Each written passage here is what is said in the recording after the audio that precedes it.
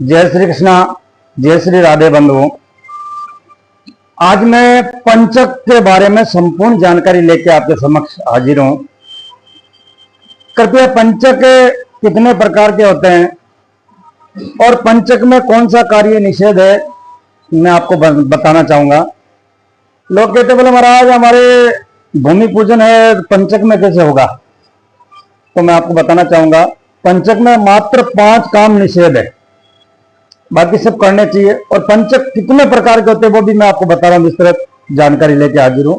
कृपया ध्यान से सुने। प्रथम है रोग पंचक। ये रोग पंचक रविवार को शुरू होता है और ये अत्यंत ही कष्टकारी है, कष्ट देने वाला है। और दूसरा जो पंचक होता है वो पंचक होता है राज पंचक। ये सोमवार या बुधवार को शुरू होता है और ये सबसे लाभकारी पंचक है, अति उत्तम पंचक है। इसमें कोई भी कार्य आप करें तो आपको राजशाही प्राप्त होती है। और तीसरा है अग्नि पंचक। ये अग्नि पंचक जो होता है ये सोमवार को यानी मंगलवार को शुरू होता है।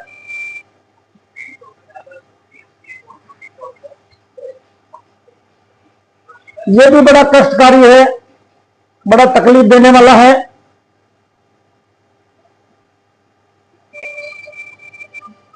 मंगलवार को शुरू होने वाला ये पंचक भी कष्ट देने वाला है, इसे अग्नि पंचक कहा जाता है। तीसरा पंचक है वो है मृत्यु पंचक, जो अभी चल रहे हैं शनिवार को, यानी कल शाम को पंचक जो लगे हैं, शनिवार को आरंभ हुए हैं, अतः इसे मृत्यु पंचक कहा जाता है। और ये मृत्यु पंचक बड़ा कष्टकारी है और बड़ा भय देने वाला है, अतः कोई भी कार्य इस मृत्यु पंचक में आरंभ ना करें, नुकसान देने वाला है आपको। और इसके अलावा पंचम है चोर पंचक। जो चोर पंचक है वो शुक्रवार को आरंभ होता है। इसमें चोरी होने का या नुकसान होने का भय रहता है। चोर पंचक भी इतना लाभकारी नहीं है जितना राज पंचक है। इस प्रकार से ये 5 प्रकार के पंचक हैं।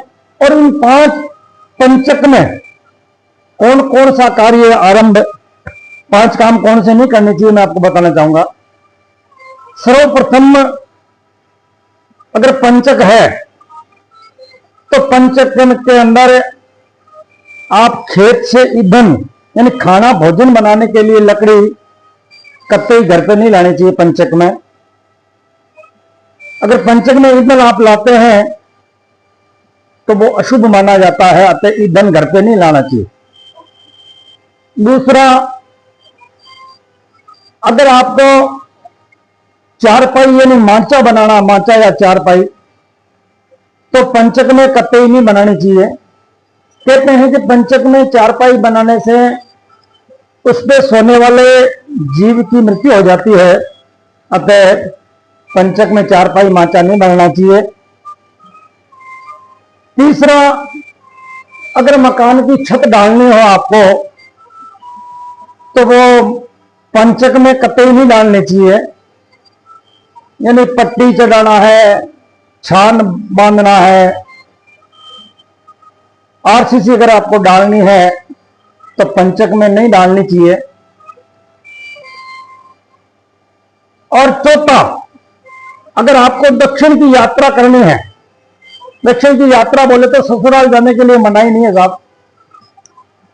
किसी घरेलू कार्य के लिए अगर आप जा रहे हो तो मनाही नहीं है। या रोज आप रोजमर्रा की जिंदगी में अगर दक्षिण में आप कमाने जा रहे हो, डेली घर आते हो, डेली आप दक्षिण में जाते हो कमाने के लिए, तो मनाही नहीं है। लेकिन अगर मान लो बारहवास जा रहे हो आप, साल 6 महीने के लिए कमाने के लिए, तो कम से कम दक्षिण की यात्रा तो बिल्कुल कतई नहीं करनी चाहिए। पंचक के अंदर दक्षिण दिशा की यात्रा वर्जित है।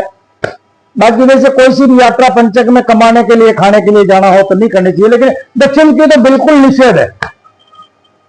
और पंचम यानी अंतिम कार्य, अगर किसी की मृत्यु हो जाए तो कहते हैं मृत्यु के अंदर मृत्यु हो जाए किसी की तो पंचक में निषेध है उसको जलाना। क्या? जलाना निषेध है। अगर उसको जलाना है तो उस मृतक के शव के साथ में 5 पुतले जलाने चाहिए, डाब के बना के। डाब यानी कुसा, डाब जानते होंगे, कोई डाब नहीं जानता तो उसे कुसा भी कहा जाता है। कुसा के 5 पुतले बनाकर मृतक के साथ में जलाने चाहिए और द्वादशी यानी 12वें के दिन उस मृतक की पंचक शांति भी करानी चाहिए। इस प्रकार से ये 5 काम निषेध है।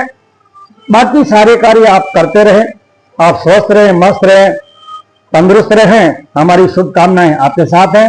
बहुत बहुत धन्यवाद, बहुत बहुत साधुवाद। जय श्री कृष्णा, जय श्री राधे, जय श्री श्याम।